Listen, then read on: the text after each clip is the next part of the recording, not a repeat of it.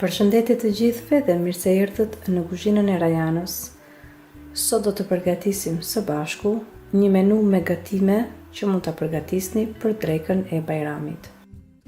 Recetat që do të përgatisim sot në këtë menu janë receta tradicionale, të cilat do t'ua tregoj me detaje dhe që të mund t'i keni mundësi t'i përgatisni për familjen apo mysafirët që mund t'keni për drekën e Bajramit. Në këtë menu do të shikoni përgatitjen e trileçes që mund ta përgatisni si ëmbëlsirë, përgatitjen e një piteje me spinaq dhe djath, si të përgatisim pilafin e shkrifës edhe mishin e butë që nuk thahet dhe që në fund fare tretet në gojë. Gjithashtu do të përgatisim edhe tas kebab me mish, një recetë tradicionale shqiptare. Prandaj le të nisim pa humbur kohë me përgatitjen e recetave. Si fillim do të përgatisim mishin. Në këtë rast kam përdorur mish qengji. Është diku tek 1,5 kg mish qengji, të cilin unë thjesht e kam futur tek tenxherja me presion, i kam shtuar vetëm krip dhe ujë. Uji mjafton vetëm sa të mbulohet pak mishi dhe më pas e vendosim në tenxheren me presion. Në këtë rast unë kam përdorur këtë pajisjen, të cilën e përdor për presionimin e mishit, por sigurisht procesin mund ta bëni njësoj edhe në një tenxherë normale me presion. Këtë sasi mishi e kam presionuar për rreth 1 orë e gjysmë dhe më besoni që pas 1 orë e gjysmë mishi bëhet me të vërtet shumë i butë, nuk thahet dhe shkëputet lehtësisht nga kockat. Tani mishin e lëm që të presionohet, ndërkohë ne përgatisim recetat e tjera. Do të filloj me përgatitjen e pites me spinaq. Për përgatitjen e pites me spinaq, në këtë rast do të ndjekim një metodë pak ndryshe. Nëse doni që në fund fare pitja të dalë njësoj sikur e keni përgatitur me brumë sfoliat, atëherë ju sugjeroj që ta ndiqni këtë video dhe në fund fare do të përgatisni një pite shumë të butë të shkrifët. Në fillim do të përgatisim brumin për këtë pite. Për përgatitjen e brumit, në një tas kam shtuar 1 lugë çaj majat të freskët, pra shumë pak maja, mund të shtoni në vend të majas së freskët edhe gjysmë lugë çaj me maja të thatë. Është pikërisht përdorimi i majas që e bën këtë pite në fund të duket sikur është përgatitur me brumë sfoliat. Më pas tek tasi do të shtojmë edhe ujin e ngrohtë. Kam shtuar në total në këtë rast 1 gotë plot me ujë të ngrohtë, kam shtuar pothuajse 1 lugë gjelle me gjalp dhe më pas kam shtuar 1 lugë çaj me krip. I trazojmë të gjithë përbërësit së bashku derisa maja të tretet dhe në këtë pikë do të shtojmë edhe mielin. Për 1 gotë me ujë unë kam shtuar rreth 3 gota me miell. Mielin e shtojmë pjesë duke punuar dhe brumin me duar derisa në fund fare të përftojmë një brumë që nuk na ngjisin duart. Brumin e punoni vazhdimisht me duar për të paktën 3 ose 4 minuta, dhe pasi brumin e keni punuar mirë, tani brumin e lëm të pushoj për të paktën 15 deri në 20 minuta. E vendosim tek tasi, e lyejmë me pak vaj dhe sipër e mbuloni me një kapak ose me qese kuzhine, edhe ndërkohë që brumi pushon, ne do të përgatisim mbushjen për këtë pite. Për mbushjen unë kam përdorur spinaq, i cili në këtë rast është spinaq i ngrirë, por mund të përdorni dhe spinaq të freskët. Unë kam përdorur rreth 350 gram spinaq të ngrirë, të cilin e kam hedhur në një tas. Më pas tek spinaqi kam shtuar edhe një tas të vogël me qep të njoma të grira. Kam shtuar tek spinaqi dhe tek qepët edhe djath të bardhë, diku te 150 gram djath të bardhë. Mund të shtoni edhe pak djath kaçkavall nëse doni. Në vend të djathit mund të përdorni dhe gjizë. Do të shtoni pak krip. Kam shtuar diku te 3-4 lugë gjelle me kos. Më pas në tas do të shtojmë edhe një kokë vezë, të gjithë përbërësit i trazoj mirë dhe tani mbushjen e keni gati. Nëse spinaqin e keni të freskët, atëherë spinaqin e grini imët, mund të jepi një kaurdisje të lehtë dhe më pas të shtoni përbërësit e tjerë. Duke qenë se unë kam përdorur spinaq të ngrirë, këtë proces nuk e kam bërë, pra thjesht përbërësit i kam përzier kështu siç e shikoni në video.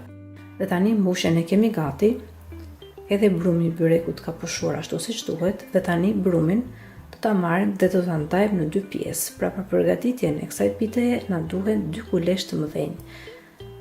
Madhësia e kulaçit duhet të jetë e tillë që nëse hapni një petë të madhe, peta duhet të jetë e madhe mjaftueshëm, aq sa që është dhe madhësia e tepsisë ku do të përgatisni pitën. Pasi ndani brumin në 2 kulaç, tani secilin kulaç do ta hapim duke përdorur pak miell, duke përftuar një petë të madhe, pothuajse sa madhësia e tepsisë. Dhe pasi e hapni petën deri në këtë pikë, tani petën ta presim pothuajse në 6 pjesë, siç e shikoni dhe në video, duke lënë një hapësirë në mes. Pjesën e mesit do ta lyejmë me pak vaj, cilin mund ta përzini edhe me pak gjarpë të shkrirë, dhe më pas procesin do ta bëni njësoj si në video, duke i vendosur të gjitha pjesët e prera të petës njëra sipër tjetrës.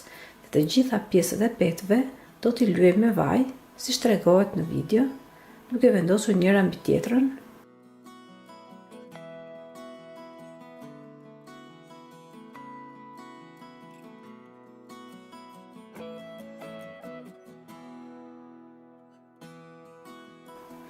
Edhe kur mbërrim në fund, pjesën e fundit do ta lyejmë me vaj. Dhe tani të gjithë të masën që përftuam në fund, do ta vendosim në një pjatë, e mbulonim me një qese kuzhine dhe e lëmë që të pushojë derisa ne të hapim petën e dytë. Edhe procesi për petën e dytë do të jetë njësoj siç vepruam për petën e parë. Dhe më pas, kur keni hapur të dyja petët, i lëmë edhe 10 minuta që të pushojnë. Dhe tani, pas 10 minutash, mos harroni që të hapni furrën dhe ta lini që të nxehet në 180 gradë Celsius, dhe ndërkohë do të lyejmë edhe tepsin me pak vaj ku do të përgatisim pitën. Dhe tani, secilën nga petët që formuam, do t'i hapim në tavolinë me duar, duke lyer her pas here pak duart me vaj, nëse keni problem gjatë hapjes së petës, dhe kur petën e keni hapur saqë është madhësia e tepsisë, e hedhim petën në tepsi dhe do mundohemi që pjesët anësore të petës t'i ngrem pak në mënyrë që kur të hedhim mbushjen me spinaq, mbushja të mos na dalë jashtë byrekut.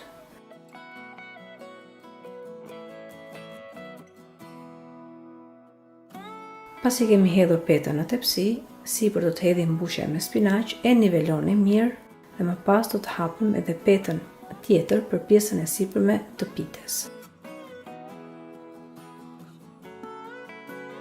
E hapim petën pothuajse sa madhësia e tepsisë.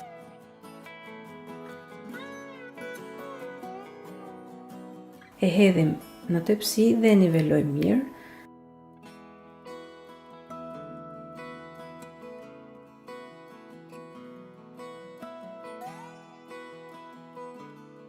Do të mbyllim pjesët anësore të pites, dhe tani, po të doni, pitën mund ta prisni në pjesë, sipas formave që dëshironi, dhe më pas sipër ta lyeni me pak vaj.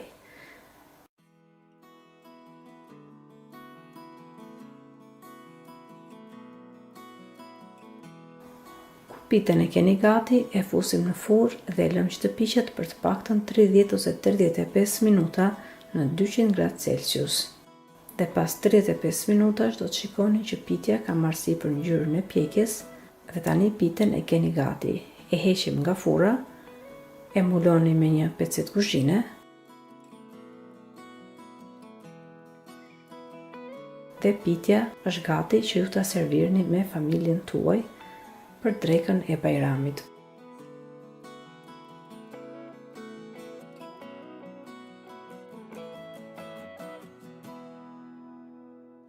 Tani do të përgatisim edhe tas kebabin.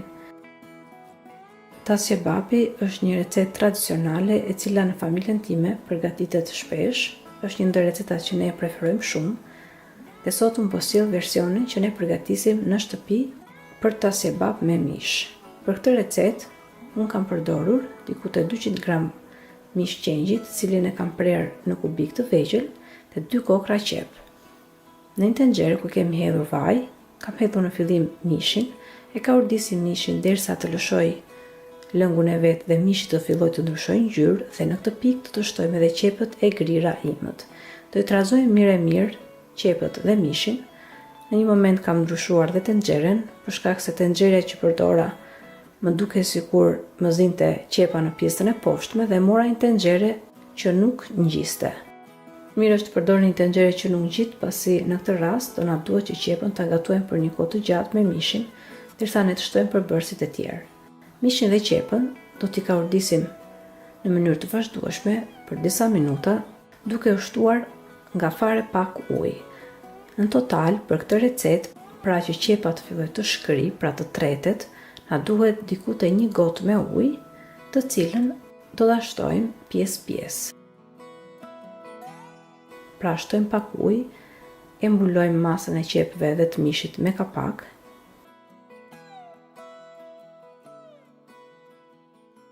Dhe më pas rreth 1 minute që mishi dhe qepët janë gatuar në zjarr mesatar, e heqim kapakun, e trazojmë sërish qepët dhe mishin dhe të shtojmë sërish ujë dhe kështu procesi përsëritet derisa të shikoni që qepët do të fillojnë të përgjysmohen, pasi shumica prej tyre do të fillojnë që të shkrinë, pra të treten.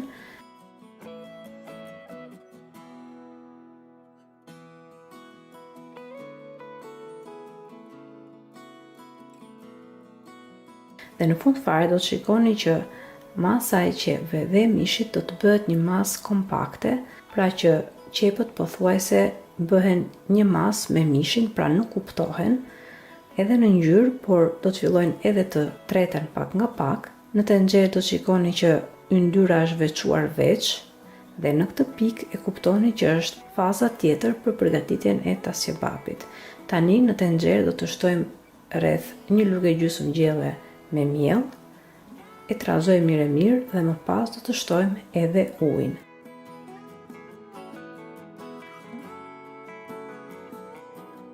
Pasi shtoni ujin, e trazoni mirë të gjithë masën në mënyrë që të mos na krijohen kokriza mielli, më pas do të shtojmë edhe erëzat, sipas dëshirës, por në familjen time përdoret gjithmonë rigon, piper i zi dhe piper i kuq.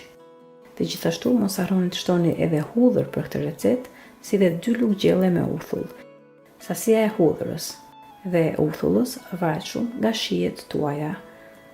Gjithashtu mos harroni të shtoni dhe krip sipas shijeve që keni, dhe më pas tasjebapin e lëm të marrë val, derisa gjithë masa të trashet dhe ju mendoni që tasjebapi është gati. Është një recetë që po ta përgatisni në familjen tuaj, të gjithë do ta pëlqejnë dhe për drekën e Bajramit kjo recetë shijon shumë. Tani edhe tasjebapin e keni gati, ne do të përgatisim edhe pilafin, të cilin në fund fare do ta servirim me mishin dhe me fruta të thata sipër. Në tenxhere ose në një tigan të thellë, un kam shtuar vajin fillimisht dhe aty kam shtuar edhe 1 gotë të madhe me oriz. Më pas, orizin e trazoni mirë, duke e kaurdisur për të paktën 1 ose 2 minuta në zjarr mesatar, dhe në fund fare do të shtojmë edhe 1 gotë të madhe me bizele. Në këtë rast unë bizelet i kam të ngrira, por nëse i keni bizele të freskëta, atëherë duhet që t'i zjeni ato më parë dhe më pas i shtoni tek pilafi.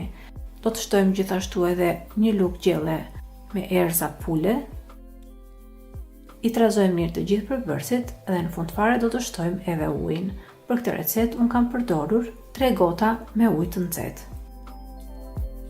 E hedhim dhe ujin, e trazojmë mirë pilafin dhe tani vendosim kapakun dhe e lëm që të zjejë për të paktën 10 minuta në zjarr mesatar ose derisa të shikoni që pilafi e ka pirë të gjithë ujin.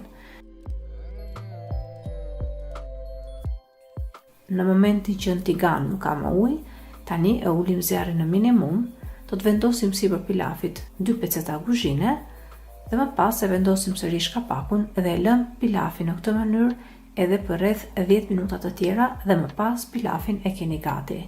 Tani pilafi është gati, ka dalë shumë i shkrifët dhe shumë i shijshëm.